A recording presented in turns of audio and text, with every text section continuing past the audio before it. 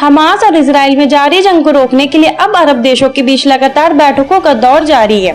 बुधवार को भी 22 देश के संगठन अरब लीग ने मिस्र के कायरो में सदस्य देशों के साथ एक आपातकालीन मंत्री स्तरीय बैठक की।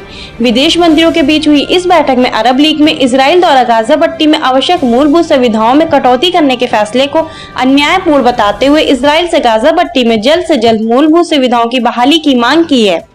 इसके अलावा अरब लीग ने इजराइल से अपने अंतर्राष्ट्रीय दायित्वों को पूरा करने और 2 देश समाधान यानी कि 2 स्टेट समाधान पर बातचीत पर वापस लौटने का आग्रह किया है।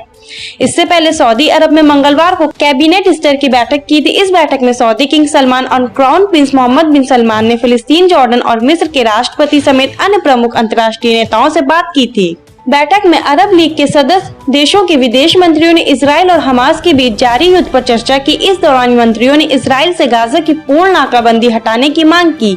अरब लीग ने इजराइल से गाजा को बिजली आपूर्ति और पानी में कटौती करने के फैसले पर भी पुनः विचार करने का आग्रह किया। इजरायली सेना द्वारा गाजा पट्टी की घेराबंदी की निंदा करते हुए अरब लीग ने कहा कि मानवीय सहायता को गाजा पट्टी में पहुँचाने की तत्काल अनुमति दी जाए।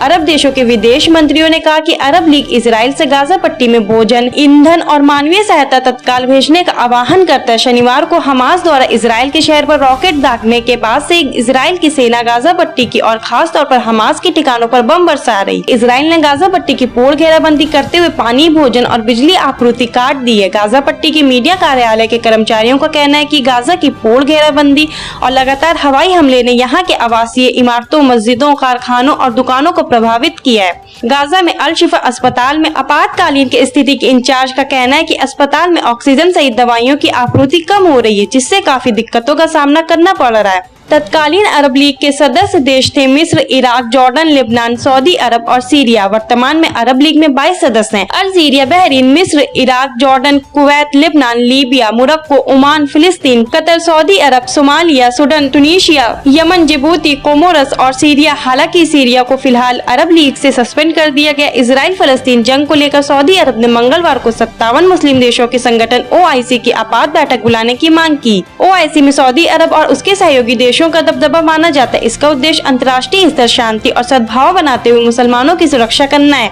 सऊदी प्रेस एजेंसी के मुताबिक मंगलवार को ब्रिटेन और कनाडा के विदेश मंत्री ने सऊदी अरब के विदेश मंत्री प्रिंस फैसल बिन फरहान से हमास और इजराइल के बीच जारी संघर्ष को लेकर बात की।